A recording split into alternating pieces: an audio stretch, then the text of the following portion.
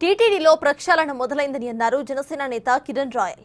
శ్రీవారి నిధులను దోచేసిన 6గురికి ఇప్పటికే నోటీసులు కూడా అందాయని అన్నారు ఆయన. శ్రీవాణి ట్రస్ట్కు చెందిన 1550 కోట్ల రూపాయల్లో 350 కోట్ల ఆలయాల నిర్మాణాల పేరుతో పక్కదారి పట్టించారని ఆరోపించారు. ఈ విషయాన్ని సీఎం చంద్రబాబు డిప్యూటీ సీఎం దృష్టికి తీసుకువెళ్తామని స్పష్టం చేశారు కిరణ్ రాయల్. వేల మంది తిరుపతి ప్రజల కోరిక ప్రకారం టీటీడీలో కొన్ని సవరణ చేయాల్సి వస్తుంది. అది ఈఓ గారు ఈ ప్రెస్ మీట్ ద్వారా తెలుసుకోవాలి. అలాగే ఈ విషయాన్ని మేము ఈఓ గారి దృష్టికి, అలాగే సీఎం గారి దృష్టికి, పవన్ కళ్యాణ్ గారి దృష్టికి తీసుకెళ్ళి ఈ విషయం మీద మాట్లాడతాం.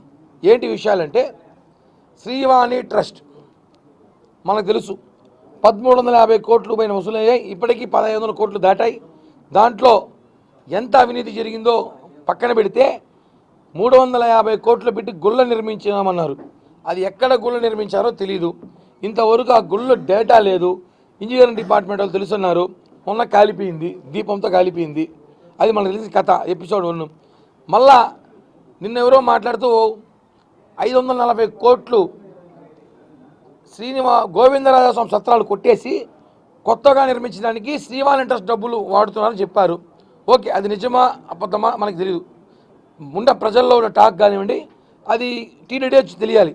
టీటీడీ నిధులతో కడతా ఉందా, శ్రీవాణి నిధులతో కడతా ఉందా, అది మనకి డేటా రావాల్సి ఉంది.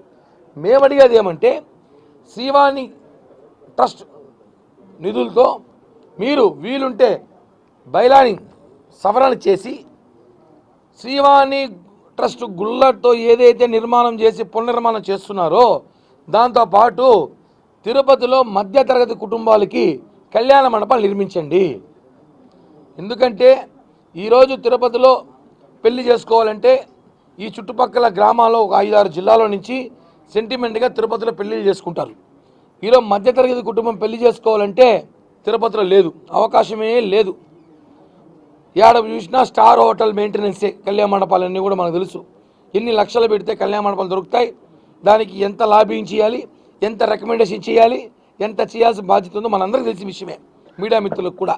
మనం మేమేమంటామంటే, టీటీడీకి సంబంధించిన ల్యాండ్లు ఉన్నాయి, అనేక ల్యాండ్లు ఉన్నాయి, హత్తిరాంజీ మఠం సంబంధించిన ల్యాండ్లు ఉన్నాయి. వీళ్ళు కూర్చొని మాట్లాడుకొని తిరుపతిలో ఉన్న భక్తులకి, స్థానికులకి, తిరుపతి చుట్టుపక్కల ఉన్న స్థానికులకి, ఒక మధ్యతరగతి కుటుంబాలకి పెళ్లి చేసుకునే విధంగా కళ్యాణ మండపాలు నిర్మిస్తే శ్రీవాణి ట్రస్ట్ డబ్బులతో చాలా బాగుంటుంది కదా. ఎందుకంటే ఈరోజు